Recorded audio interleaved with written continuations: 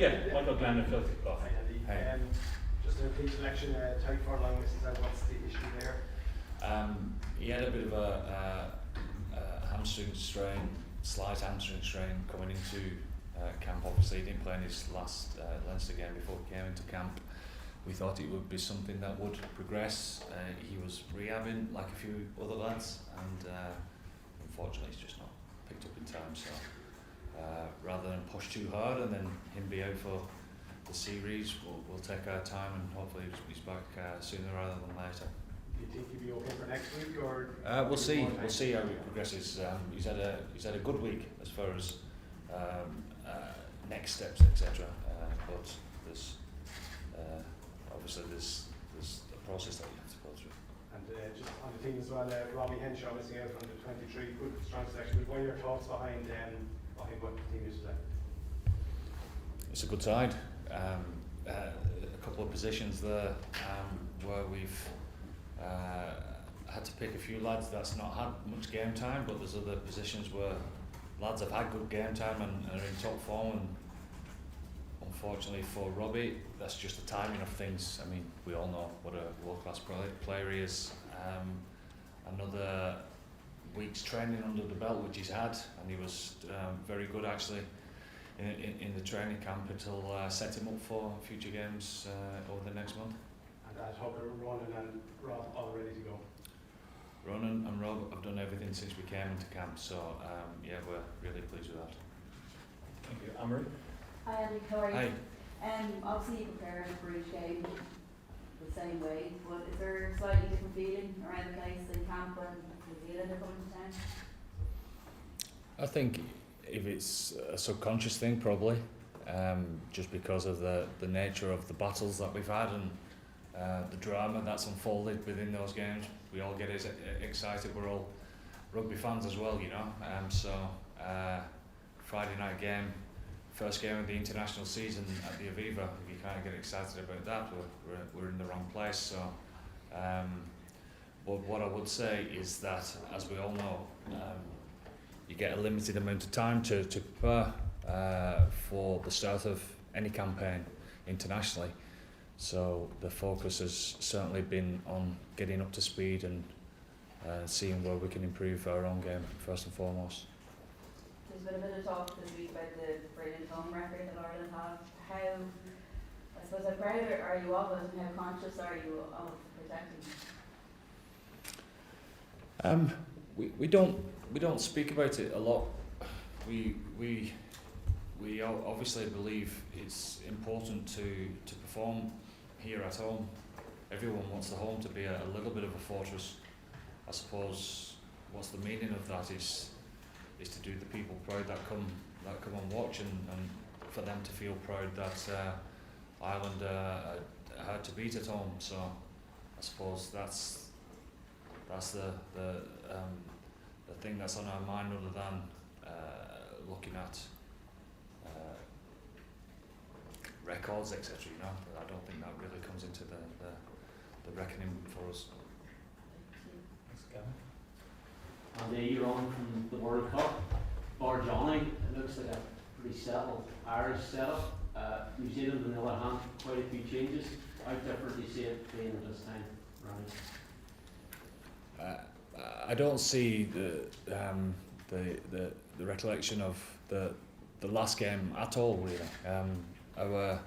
We didn't even get a chance to review our last game in South Africa because we was on our holidays, weren't we? We had to get on a couple of flights to get home, and so our main thing has been about our last game. Where can we improve? What's the areas? And that, to be honest, is the main thing that excites us about where our next steps are.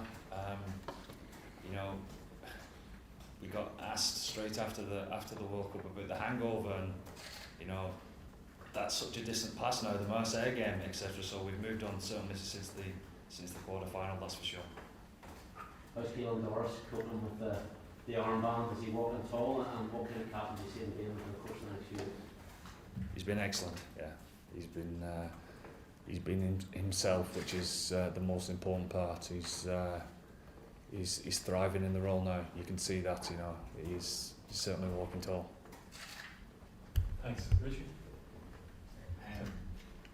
Jonathan Sexton is in as a consultant this time around now because Caleb been leaning on him in terms of what to bring as a new leader.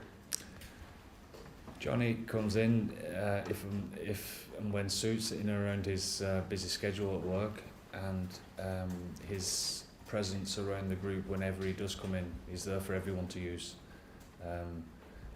Him having a good rugby man who's obsessed with, pardon the pun, obsessed with his rugby in himself. It's nice for everyone to have somebody like him to bounce a few stories off, and certainly I'm sure that Caelan, amongst others, having a quiet word every now and again. How did Peter O'Mahony react to Ken Norris being captain? How does he approach that? Exactly how Peter always does, in as professional way as he possibly can, in the right manner, in the right manner in the sense of that's what leaders should do. I've used him many times as examples in the past of how to handle yourself when things are not quite as you would like them, etc. Obviously, different permutations with injuries and all sorts of stuff, but Peter would be the first one to go up to Caelan and not just congratulate him, but help him out as well. Thanks, Cameron. Corey? Andy, Hey. I was just wondering what are the qualities you see in Caleb as to be a captain? Well, one is he's certainly popular amongst the group because there's no ego there whatsoever. He is unbelievably diligent in getting his own stuff right. He's so professional. He's come on leaps and bounds over the last 4 years in regards to that. He's worked it out. He's very comfortable in his own skin.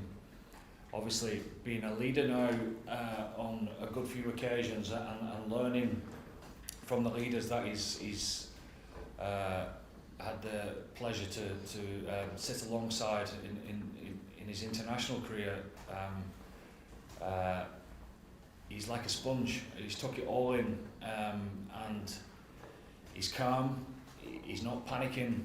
He's taking it all in his stride, and that puts everyone else at ease. You know, he's very comfortable allowing others to lead at the same time. So, and on top of that, he's not in bad form, is he? Thanks. Kieran, last question. And can you just talk a bit about Jamie Osborne and the developments you've seen him through just that particular to when he started this season? It's not just from the toe. It's certainly over the last 2 years where, you know, a quiet lad, loads of ability, can play the game in all sorts of different ways, very well in many different positions. But the confidence that he's gaining, he's not just part of the group anymore. He's adding to the group, etc. You know, so he's he's obviously a deep thinker of the game, because it obviously means a lot to him, because you see the dramatic improvements in every campaign that he keeps coming into us. Okay, that's it for the live embargo section.